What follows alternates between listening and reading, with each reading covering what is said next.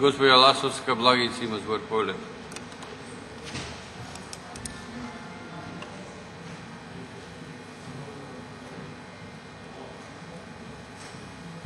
Благодарам, председателе. Почитуван министер, почитувани колеги, денеска пред нас повторно се појавуваат предлог измени за дополнување и измена на Законот за основно образование, а истите се однесуваат и на Законот за средно образование, кој што сте следна точка на дневен ред. Овие предлог измени, јас и мојата пратеничка група ќе ги поддржиме, а ќе образложам и зошто. Предлогот за обезбедување на книга, односно лектира, заедно со CD на англиски јазик, за учениците во Република Македонија е уште еден чекор напред кон осовременување на начините на стекнување на знаење, а особено изучување на англискиот јазик. И ако запрашате било кој наставник по англиски јазик, ќе ви каже дека преку оваа форма, тоест читање и истовремено слушање на јазикот, најдобро се совладуваат содржините, наставните содржини и е многу прифатлив за учениците. Преку овој начин, очекувањата се дека учениците во Република Македонија кои изучуваат англиски јазик ќе ги зголемат своите знаења, а со самото тоа и своите идни компетенции на пазарот на трудот. Создавајќи услови и креирајќи вакви образовни политики, владата покажува грижа за компетенциите на идните генерации во трката за подобри работни места во Република Македонија.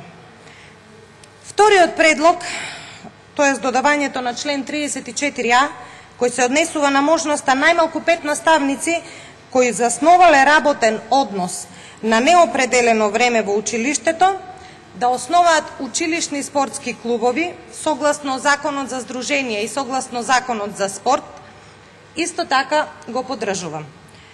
Ова, почитувани колеги, е извонредна можност секое училиште да го стави спортот и спортските активности во врвните приоритети во своите наставни програми.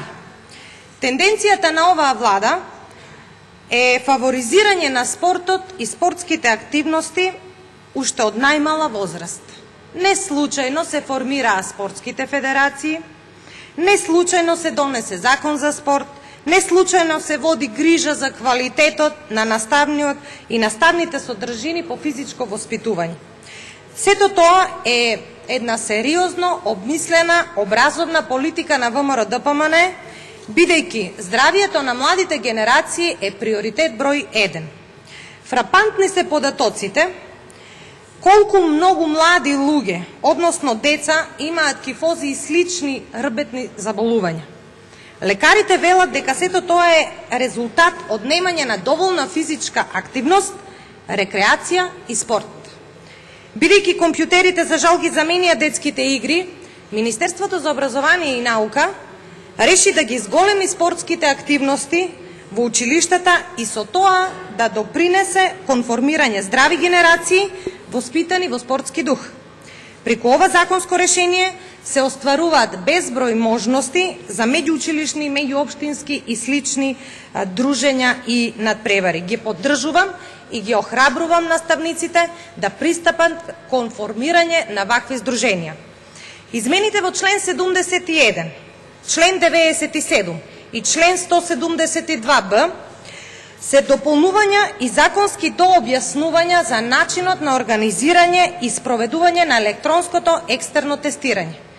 На овој начин се зголемува транспарентноста на екстерното како процес, кој постепено, но сигурно си го завзема своето место во образованието, како еден од клучните параметри за квалитетот во образованието, објективноста во оценувањето и слично. Законските измени се сосема јасни и сите чинители во процесот на екстерното тестирање, Министерството за образование и наука, Државниот испитен центар, Бирото за развој на образование, училишните комисии, директорите, наставниците и учениците се дел од овој процес со јасно дефинирани надлежности во истиот.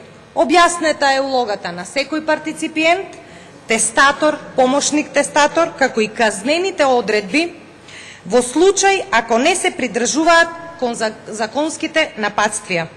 Исто така се регулира и начинот на исплатата на наставниците кои имаат најмали, односно најголеми отстапувања согласно ранг листата која што ја изготвува Државниот испитен центар, а ја објавува министерот. И за крај, почитувани колеги, измената, тоест предлогот кој што изминативе денови крена прашина како во опозицијата, така и во јавноста, која поради недостаток на политички идеи реши да ја изврти реалноста и да ја спинува македонската јавност. Имено, предлогот е следен и гласи, јас ќе го цитирам заради веродостојност на јавноста. Во случај на прекин на воспитно-образовната работа заради штрајк, директорот на основното училиште по претходна согласност од градоначалникот, а за државните основни училишта од министерот, е должен да го обезбеди остварувањето на воспитно-образовната работа со замена на вработените кои штрајкуваат за време додека трае штрајкот. И толку. Нема забрана на штрајк, нема бркање од работа, ниту пак ограничување на време на штрајк, буквално ништо од сето тоа што го пласира опозицијата и нивните мегафони не е споменато. Напротив, ако убаво се чита измената, ќе се види дека правото на штрајк како уставно загарантирана категорија не се оспорува и воопшто не се навлегува во причините за штрајкот и суштината, туку во грижата на државата, односно општините, и нивната законска обврска да обезбедат услови за непречено одвивање на воспитно-образовниот процес. Обврска на основачот. Образованието, почитувани колеги, како и здравството и други области од општествениот живот, се јавен интерес и мора да има непречен процес и континуитет. Ако лекарите штрајкуваат, секогаш има дежурни колеги кои ја вршат службата и излегуваат во пресред на пациентите. Исто е и во образованието.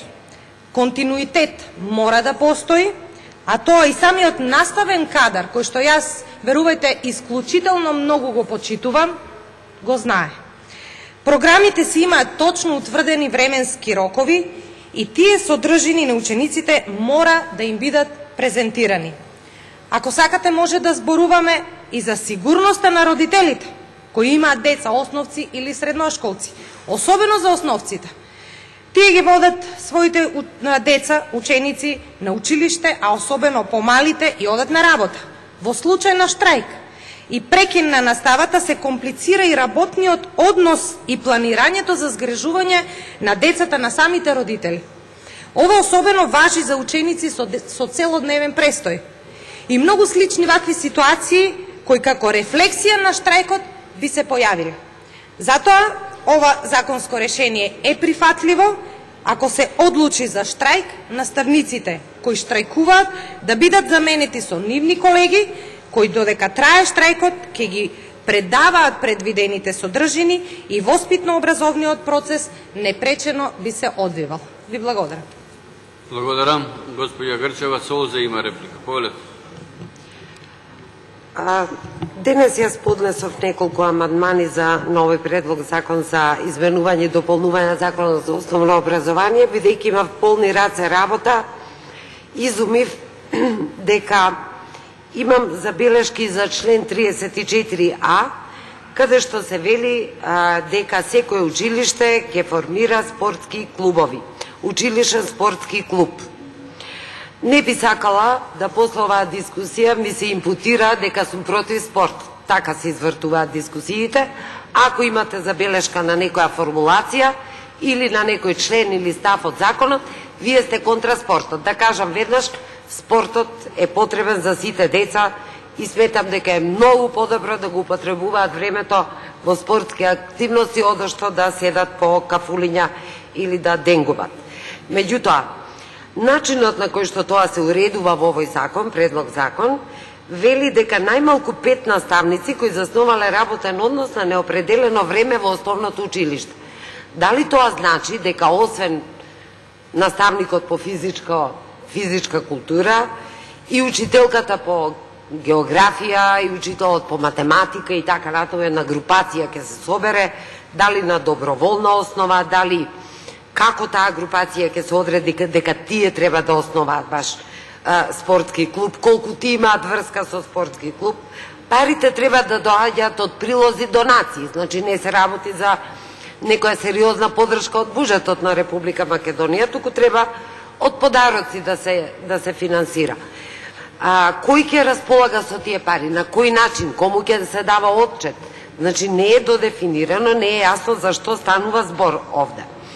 Може би за почеток би било подобро да се развиваат спортските активности со тоа што спортските објекти и сали ќе им бидат достапни под надзор на учениците во попладневните часови кога се под клуч. Значи, може би тоа би бил некој чекор, одо што сега замислите стотици спортски клубови со наставници по случаен избор кои формирале училишен спортски клуб. Едноставно сметам дека овој член мора да се на некој начин доработи. Јас не дадов амандман, имајќи полни раце работа денес со другите амандмани. Ви благодарам. Благодарам, госпоѓа Ласовска Благица има контрреплика. Повелете. Колешки, драго ми е што се сложувате барем со ова предлог измена во законот. Мислам дека не ме следевте добро, си пишува убаво во измената дека овие спортски здруженија ќе се формираат согласно Законот за здруженија и согласно Законот за спорт.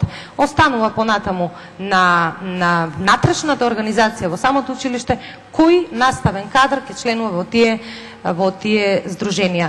Јас ќе повторам дека ги мотивирам наставниците да продолжат и да работат на ова поле, да нашите деца, односно нашите ученици, се повеќе и повеќе се занимаваат со спорт и со спортски активности. Благодарам.